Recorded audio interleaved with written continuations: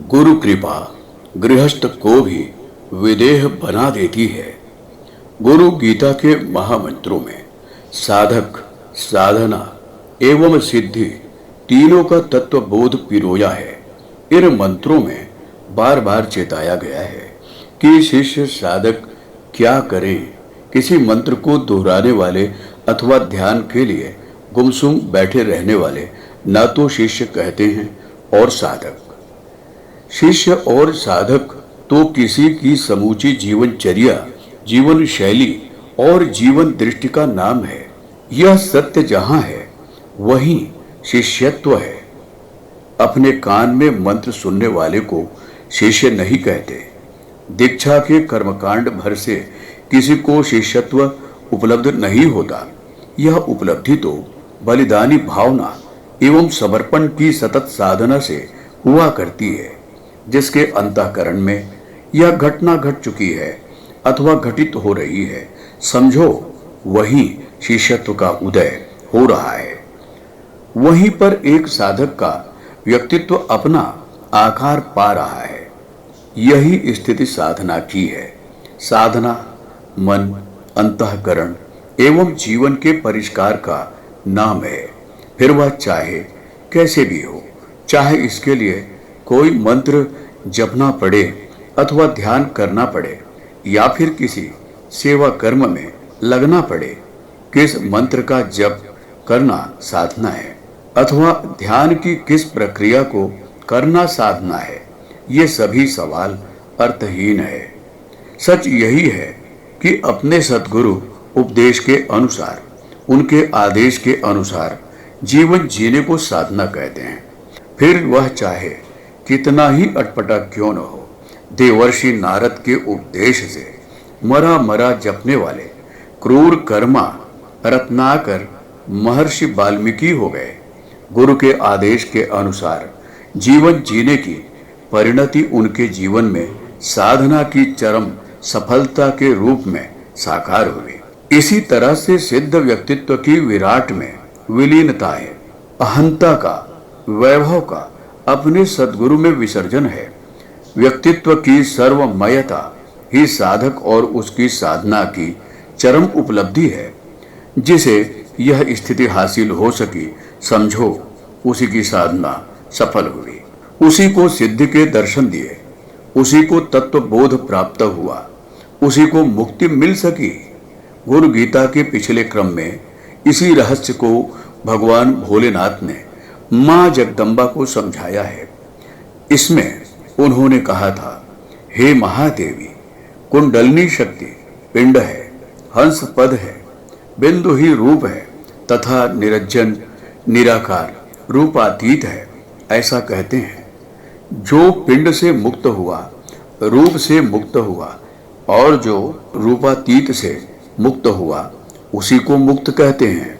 इसके स्वरूप को और अधिक स्पष्ट करते हुए भगवान सदाशिव मां भगवती से कहते हैं, स्वयं सर्वमयो भूत्वा परम तत्वं विलोकयेत परात परतरम नान्यत सर्वमेत्त निरालयम तस्यावलोकनम प्राप्य सर्वसंग विवर्जितः एकाकी निःस्पृह शान्तः तिष्ठासेत् तत्प्रसादतः लब्धम वाथ न लब्धम वा स्वल्पम वा बहुलम तथा निष्कामी नैव भोक्तव्यम सदा संतुष्ट चेतसा सर्वज्ञ पदम मिथ्याहुर्देहि सर्वमयो बुधा सदानंदः सदा शांतो रमते यत्र कुत्रचित् यत्रैव तिष्ठते सो अभि स देशः पुण्यभाजनम मुक्तस्य लक्षणम देवी तवाग्रे कथितं मया।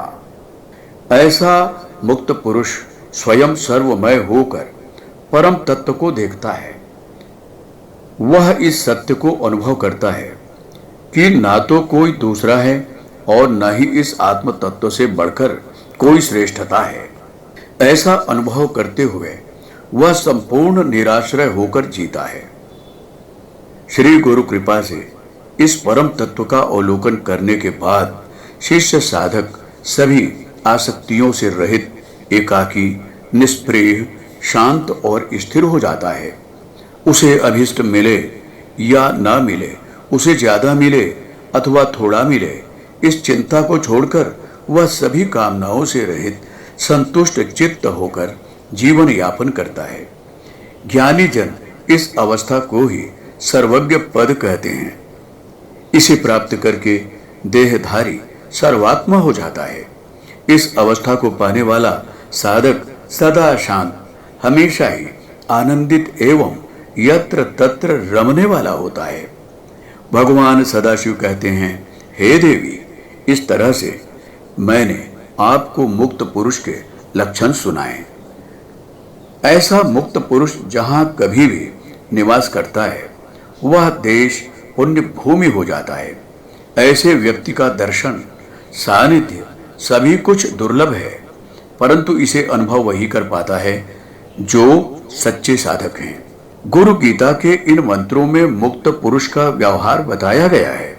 यह अति दुर्लभ अवस्था जिसे जहां प्राप्त है वह व्यक्ति तो कृतार्थ है ही, वह भूमि भी धन्य हो जाती है जहां ऐसे लोग रहा करते हैं। ऐसे व्यक्ति सन्यासी हो या गृहस्थ, श्वेतांबर हो या काषायांबर, फिर दिगंबर सर्वत्र पूजनीय हैं। इन्हें वेश से नहीं, अवस्था से पहचाना जाता है। ये जनक की भांति राजा भी हो सकते हैं और महामुनि शुकदेव की भांति सर्व त्यागी भी, परंतु इनकी अंतर चेतना सदा विराट में विलीन रहती है। हाँ, उन्हें समझ पाना अति कठिन हो पाता है। केवल ज्ञानी जन ही इन्हें जान पाते हैं। पुराण कथा के अनुसार राजा जनक को अपने गुरुदेव अष्टावक्र की कृपा से ज्ञान प्राप्त हुआ था। महर्षि अष्टावक्र की कृपा से ही उन्हें सिद्धि मिली थी। साधना से सिद्धि की यात्रा कर लेने के बावजूद वे गुरु आदेश से अपने कर्तव्य का निर्वहन करते रहे। उनके लिए सभी कुछ समान था, परंतु मूढ़ जन इस रहस्य को समझ न पाए और उन्हें साधारण गृहस्थ समझने की भूल करते रहे। इन्हीं दिनों ब्रह्मर्षि विश्वामित्र ने वेदांत वेदों का एक शिविर मिथिला नगरी में लगाया। इस शिविर में देश भर के ऋषि मुनि, त्यागी, तपस्वी, वेश एवं कमंडलुधारी सन्यासी सभी पधारे।